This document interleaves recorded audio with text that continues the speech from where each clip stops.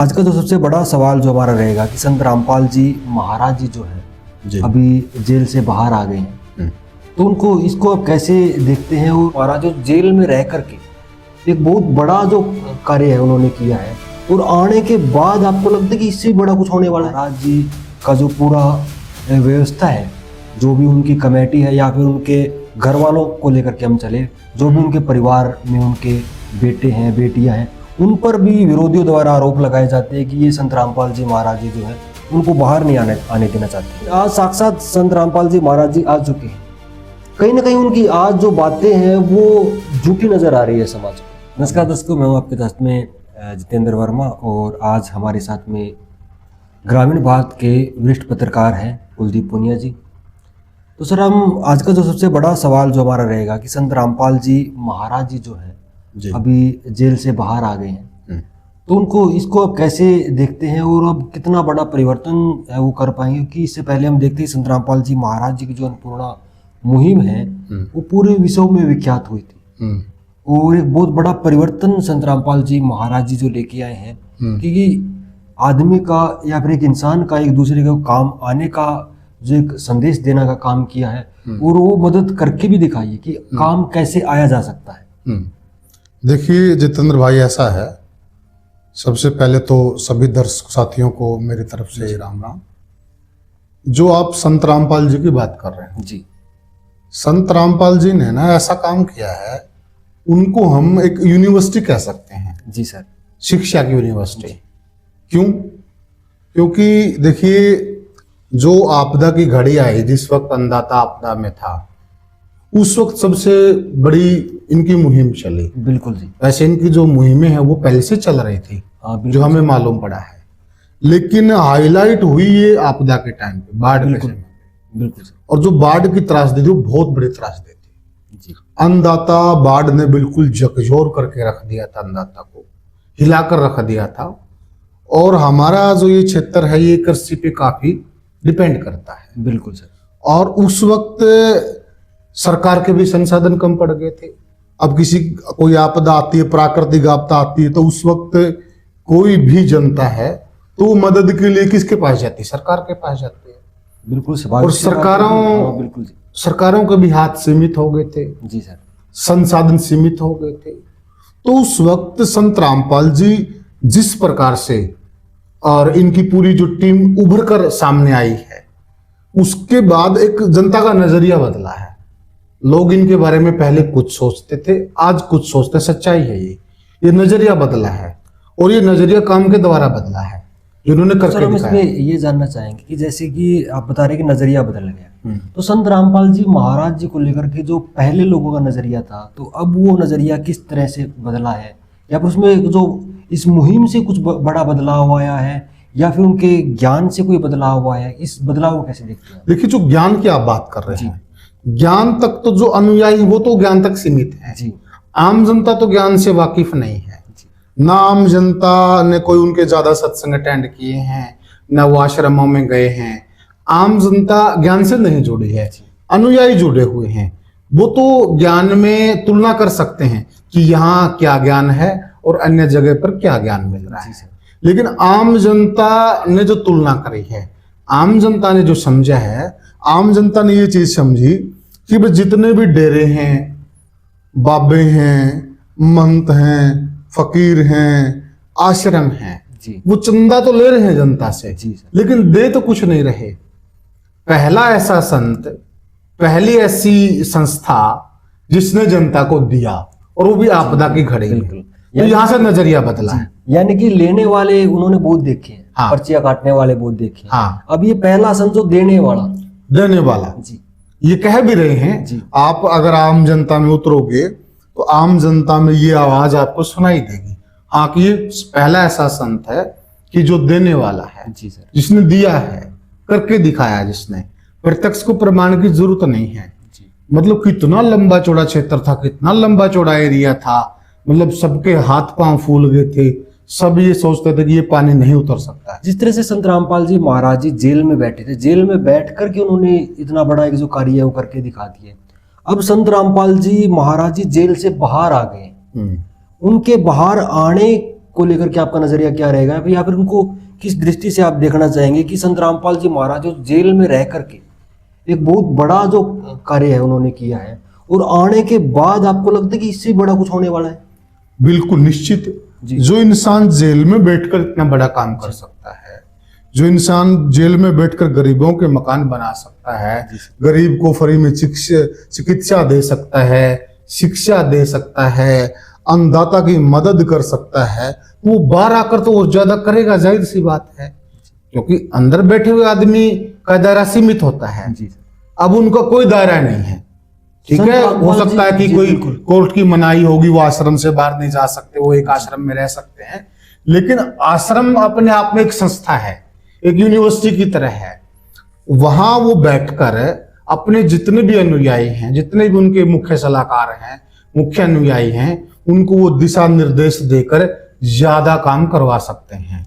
जी sir, जैसे कि jail से बाहर आने से पहले, जैसे कि जब भी उनके सम्मान समारोह हुए हैं, या फिर अन्नपूर्णा मुहिम के तहत जहाँ पे गांव-गांव में उनकी जो मदद पहुंची है, जो भी बाढ़ प्रभावित क्षेत्र थे वहाँ किसानों ने, खाप नेताओं ने, या फिर जो गांव के मुखिया हैं, गांव के मौजूद जो व्यक्ति हैं, उन्होंने कहीं ना कहीं उस टाइम पे भी एक मांग रखी थी कि सरकार से हम निवेदन करते हैं, सरकार से प्रार्थना करते हैं कि संत रामपाल जी महाराज जल्द से जल्द जेल से बाहर आए। ऐसे जो महान काम कर रहे हैं, ऐसे महान संत जेल में रहने योग्य नहीं, उनको बाहर आना चाहिए। तो संत रामपाल जी महाराज जी जो है बाहर आ गए। तो बाहर आने को लेकर के जो किसानों में क्या अब माहौल बना है, या फिर उन खाप नेताओं में, सरपंचों में, आम जनता में क्या माहौल है? जी सर, ये आपने अच्छा प्रश्न आपका। देखिए, अनेक मंचों से आम जनता ने, खाप नेताओं ने, किसान नेताओं ने, सामाजिक नेताओं ने कई बार आह्वान किया कि संत जी बाहर आने चाहिए। अनेकों ऐसे वीडियो मौजूद हैं। जी सर। अब ये बाहर आए हैं, इसमें कोई दो राय नहीं है, खूब खुशी है। जो आम जनमानस है वो खुश है, बिल्कुल खुश है। जो नाम जिन्होंने ले रखा, नामदान ले रखा, जो अनुयायी है वो तो खुश हैं, लेकिन आम जनता भी खुश है। यहां से पता चलता है कि संत जी ने आम जनता के दिल में जगह बना ली है। यहां से पता चलता है। होता क्या था कि देखिए, अब इनके पहले एक संत और बाहर आए हैं। जी सर। इनके पहले कुछ दिन पहले एक संत और बाहर आए हैं। बिल्कुल सर, बिल्कुल। लेकिन उसका कोई चर्चा नहीं है, कोई चर्चा नहीं है। इनका चर्चा है। आप कहीं भी चले जाओ, आप कोई राजनीतिक कार्यक्रम हो, कोई सामाजिक कार्यक्रम हो, वहां पर चर्चा है। अगर 10-20 लोग भी चबूतरे पर बैठे होंगे तो इनका चर्चा है। जोड़ पर पाली बैठे होंगे ना जितेंद्र भाई, वहां पर भी चर्चा है। जी सर। मतलब जब इस प्रकार के चर्चे शुरू हो जाते हैं, इसका मतलब साफ साफ है कि इन्होंने जनता के दिल में जगह बना ली है, और ये बहुत बड़ी बात है। तो खुशी है। वहीं दूसरी तरफ देखते हैं कि जो संत रामपाल जी महाराज जी का विरोध करते हैं, या फिर उनके विरोधी बने हुए किन्हीं कारणों से, किन्हीं बातों को लेकर के, उनके बार बार आरोप संत रामपाल जी महाराज जी का जो पूरा व्यवस्था है, जो भी उनकी कमेटी है, या फिर उनके घर वालों को लेकर के हम चले, जो भी उनके परिवार में उनके बेटे हैं, बेटियां हैं, उन पर भी विरोधियों द्वारा आरोप लगाए जाते हैं कि ये संत रामपाल जी महाराज जी जो है उनको बाहर नहीं आने देना चाहते हैं। हाँ, ये आप सवाल को आप किस तरह से देखते हैं, या फिर इसके ऊपर आपकी प्रतिक्रिया क्या रहेगी कि परिवार का क्या रोल रहा है? परिवार की बहुत बड़ी भूमिका जितेंद्र भाई। जी सर। मैं पर्सनली जानता हूँ। उनके बड़े बेटे हैं वीरेंद्र दास जी, छोटे बेटे हैं मनोज दास जी सर, और मंजू है उनकी बेटियां जी, उनसे भी मैं मिला हूँ। जी सर।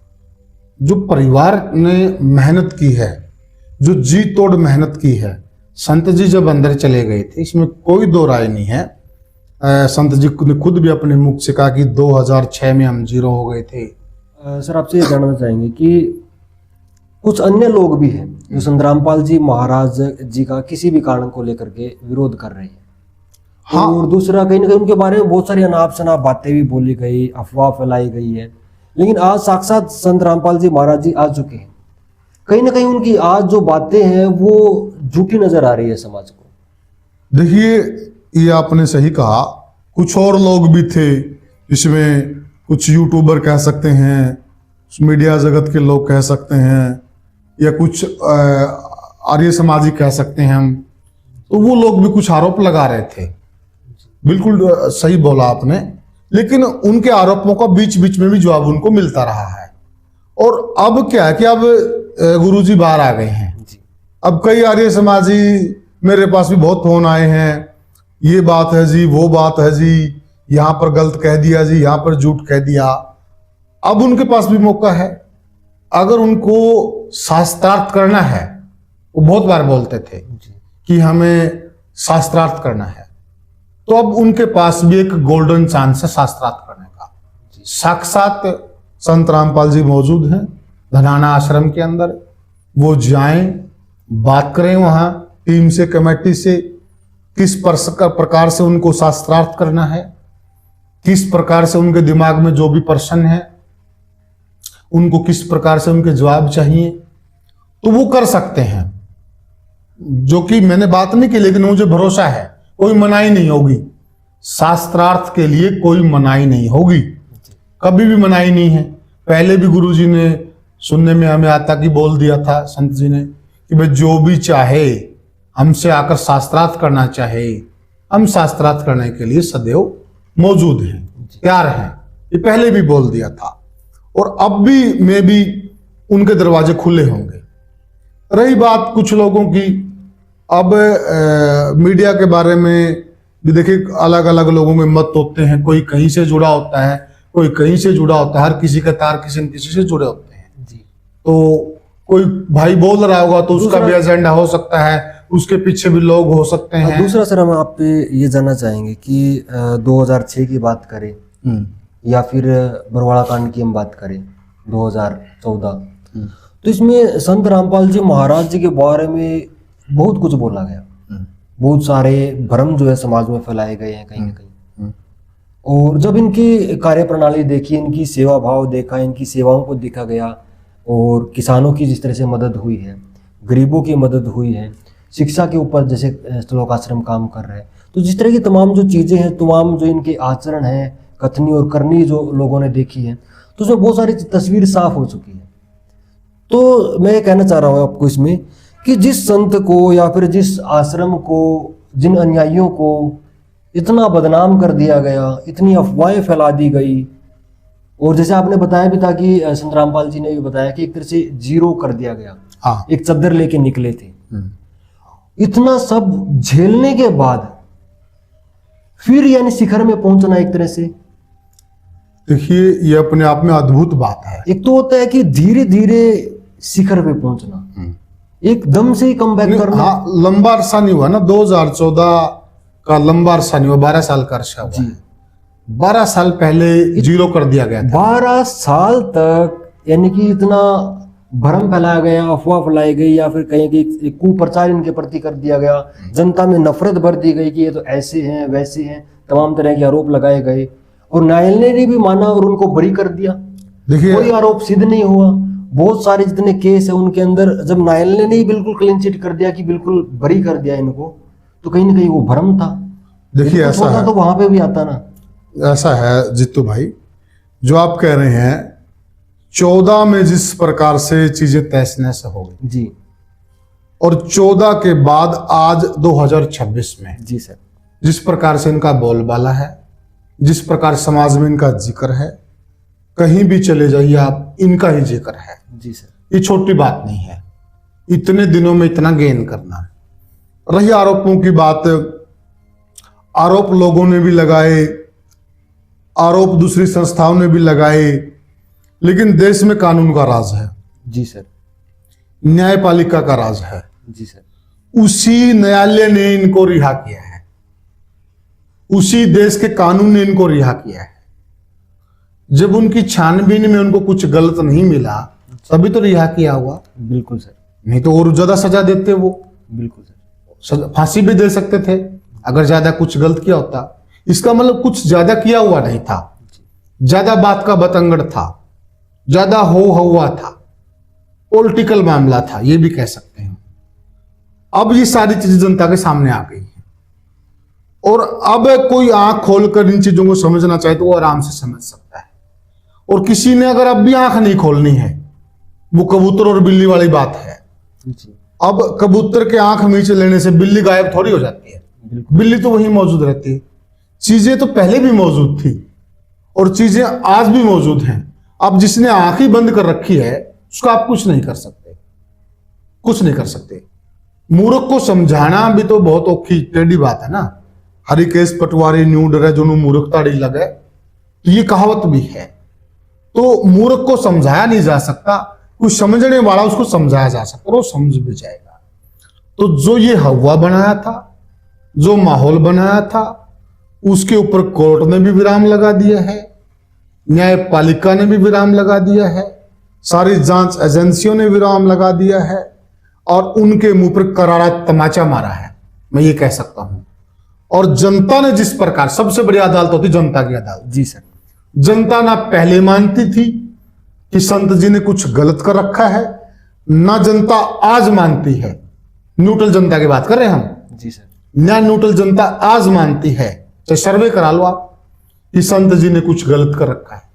सबसे बड़ी अदालत होती जनता जनार्दन की अदालत। जी सर। जब उस अदालत ने बरी कर दिया है, उसने गले लगा लिया है, दिल खोलकर बाहें फैलाकर स्वागत कर रही है वो जनता, तो फिर और किस बात का सर्टिफिकेट चाहिए? और क्या प्रमाण चाहिए? कितने प्रमाण चाहिए? कब तक प्रमाण चाहिए?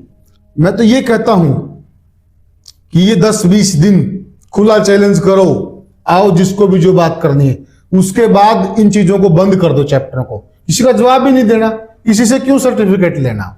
जब आप अच्छा कर रहे हैं, जब आप बढ़िया कर रहे हैं, सब कुछ अच्छा हो रहा है, बिल्कुल आप जन कल्याण का काम कर रहे हैं, आपके गलत उद्देश्य नहीं है, आपने इतने घरों का नशा गायब कर दिया है, आपने इतने घरों में सवर्ग ला दिया है। जिस घर से जित्तू भाई जो ये बात बड़ी बड़ी करते हैं ना, ये उन घरों की विजिट करके देखें जिन घरों में नशा है, उन घरों का क्या माहौल है।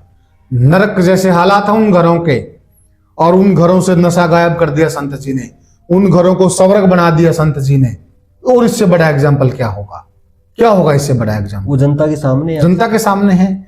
दूसरी बात, ये एग्जाम्पल दिया देने वाला संत, बहुत बड़ा एग्जाम्पल दिया। ये गरीबों के मकान बनाने, कितनी तो बातें कर दी ना, आप गिनने लग जाओ, इतनी सेवाएं चल रही हैं आज भी, और ये अब से नहीं चल रही हैं, ये बहुत लंबे समय से चल रही हैं। तो वाकई में जो चीजें हैं वो बिल्कुल शीशे की तरह साफ हैं, बिल्कुल कांच की तरह साफ हैं, कोई दिक्कत नहीं है, कोई दुविधा नहीं है। जिस प्रकार से मुहिम चल रही है, मैं और बड़ी बात कह देना चाहता हूं, वो दिन दूर नहीं है कि ये विश्व की सबसे बड़ी मुहिम होगी। विश्व की सबसे बड़ी बात बोल रही हैं आप? हाँ, विश्व की सबसे बड़ी मुहिम होगी सतलोक आश्रम की जो मुहिम है। क्या संत रामपाल जी महाराज कुछ इससे ही बड़ा करने वाले हैं? बिल्कुल करेंगे बड़ा, मुझे लग रहा है। जो जैसे आप बोल रहे हैं कि अन्नपूर्णा मुहिम जो है संत रामपाल जी महाराज जी की, ये विश्व की सबसे बड़ी मुहिम बनने वाली है। हाँ, जो अब तक किया है वो भी इतना बड़ा विस्तार है उसका कि लोग हैरान हैं कैसे कर दिया। जैसे कि आपके क्षेत्र की बात करें, बरवाड़ा के आसपास का जो क्षेत्र है, इसमें ही इतना पानी भर गया था, खूब पानी भर गया था। और खुद जो मेरा नानका है, लितानी गांव है, मैं खुद वहां पे गया हूं, वहां पे इतना पानी भर गया था कि घरों के अंदर दरार आ गई, घर गिर गए और बहुत सारे घर खराब भी हो गए। उन्हें उम्मीद नहीं थी कि अगले 6 महीने साल तक हमारा कोई समाधान हो पाएगा। गांव छोड़ करके चले गए थे। मेरे खुद मामा जी हैं, जो परिवार था, मजबूरी बस उन्होंने दूसरी रिश्तेदारियों में जाना पड़ा। तो आज जो वो साक्ष्य भी है, सत्य भी है और प्रमाण भी है।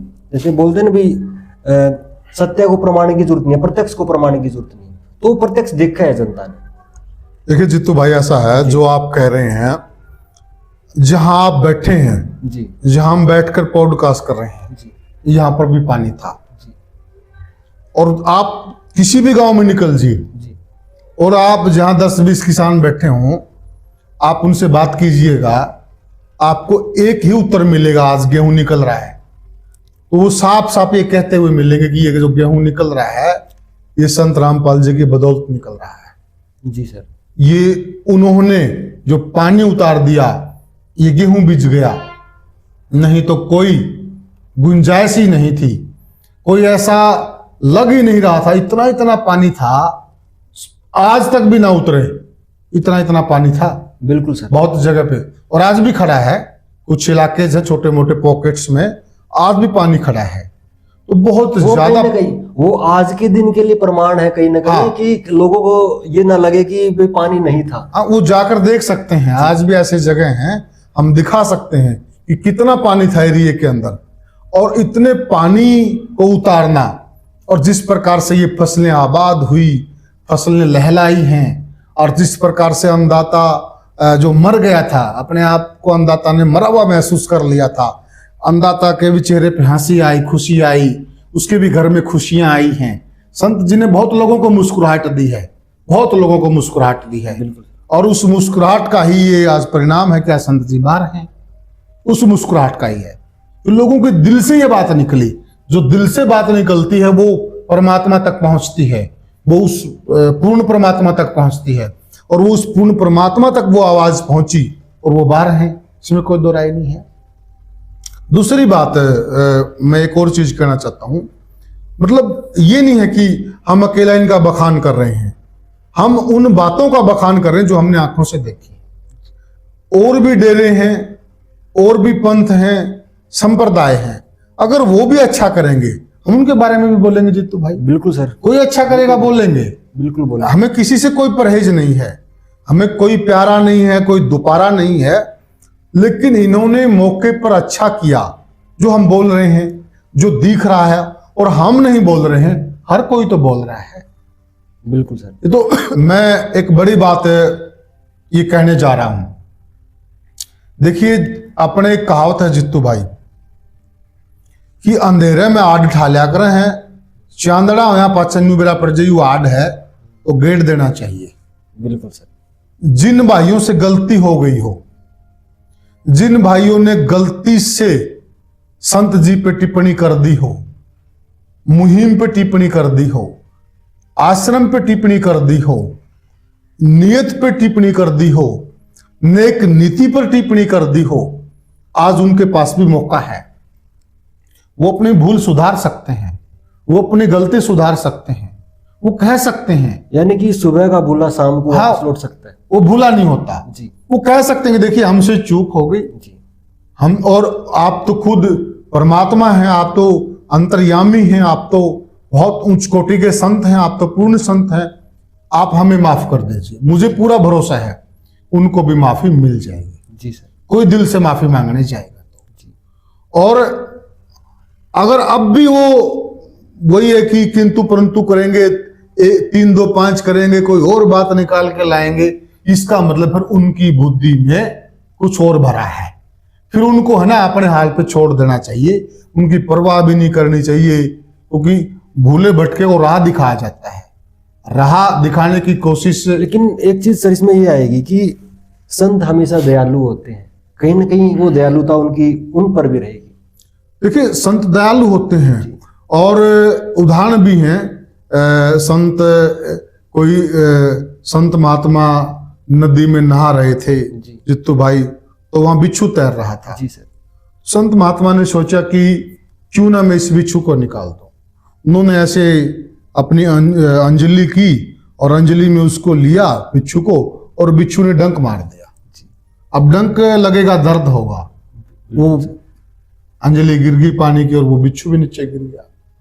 फिर दोबारा कोशिश की, फिर उन्होंने डंक मार दिया, फिर बिच्छू गिर गया। ऐसा कईयों बार चलता रहा। कोई मेरे जैसा बाहर बैठा देख रहा था, बोला रे बाबा जी बावड़ा हो रहा है, ये बार बार डंक मार रहा है और तू इसने फिर भी बचाने की कोशिश कर रहा है। तो संत महात्मा ने वहां उत्तर दिया कि इसकी प्रवृत्ति है डंक मारने की, इसकी तो प्रवृत्ति है डंक मारने की, और मेरी प्रवृत्ति है बचाने की, क्योंकि मैं संत हूं। जब ये अपनी जिद नहीं छोड़ रहा तो मैं अपनी क्यों छोड़ूं? मैं इसको बचाऊंगा। कितने डंक मारेगा, थक जाएगा। कहते हैं कि अंत में वही हुआ, वो डंक मार मार के थक गया और उसको उसने बाहर निकाल दिया, बचा दिया। तो संतों की तो प्रवृत्ति ये रहती है, इसमें कोई दो राय नहीं है।